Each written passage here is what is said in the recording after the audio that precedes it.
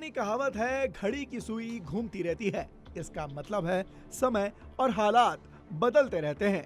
कब किसका अच्छा वक्त आ जाए कौन जानता है। रूस यूक्रेन युद्ध के वक्त रूस पर तमाम प्रतिबंध लगाकर उसे घुटनों पर लाने की कोशिश हुई और अब ईरान इजराइल अमेरिका युद्ध में जब दुनिया में तेल संकट गहराया है, तब पुतिन ने अपना पूरा हिसाब बराबर कर लिया। रूस ने फैसला लिया है कि वो 1 अप्रैल से 31 जुलाई तक पेट्रोल निर्यात नहीं करेगा। रूस के उप प्रधानमंत्री अलेक्जेंडर नोवाक ने ऊर्जा मंत्रालय से इस प्रस्ताव को तैयार करने को कहा है। रूस के मुताबिक ये कदम घरेलू सप्लाई बनाए रखने और कीमतें नियंत्रित रखने के लिए हैं। अब सवाल उठता है कि रूस का तेल अंतर्राष्ट्रीय बाजार में नहीं आएगा तो इससे असर क्या पड़ेगा।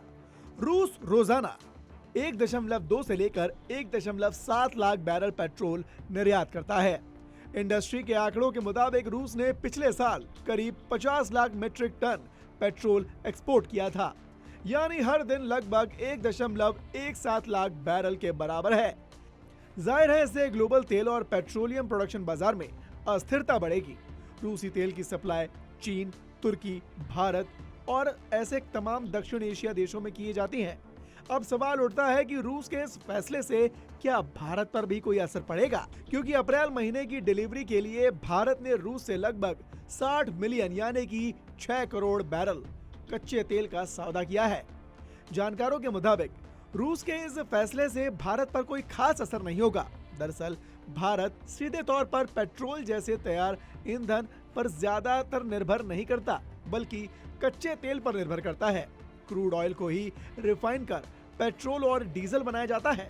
भारत अपनी जरूरत का करीब 80% कच्चा तेल आयात करता है, जिसमें से लगभग 20% रूस से आता है।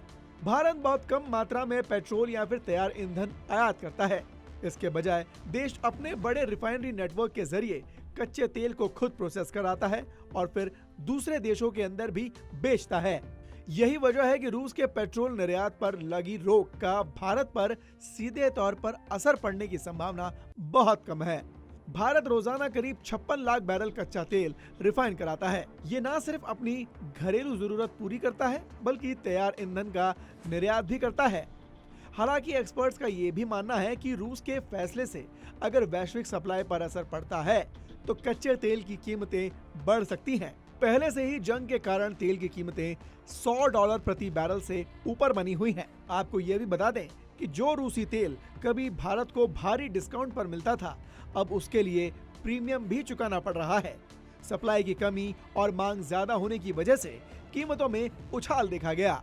अच्छी बात यह है कि भारत और रूस के बीच गहरे और पुराने परंपरागत दोस्ती की वजह से सप्लाई में कोई रुकावट नहीं आएगी। रूस ने पहले ही भरोसा दिया है कि वो भारत को क्रूड ऑयल की सप्लाई जारी रखेगा। बहरहाल जिस रूस को कभी अपने तेल को बेचने के लिए भारी डिस्काउंट देना पड़ रहा था, अब उसी रूस के तेल को लेने की कतार लग गई है। कई देश महंगा तेल खरीदने को भी तैयार है, यानी वक्त अब राष्ट्रपति पुतिन के साथ है। ब्यूरो रिपोर्ट, जी न्यूज।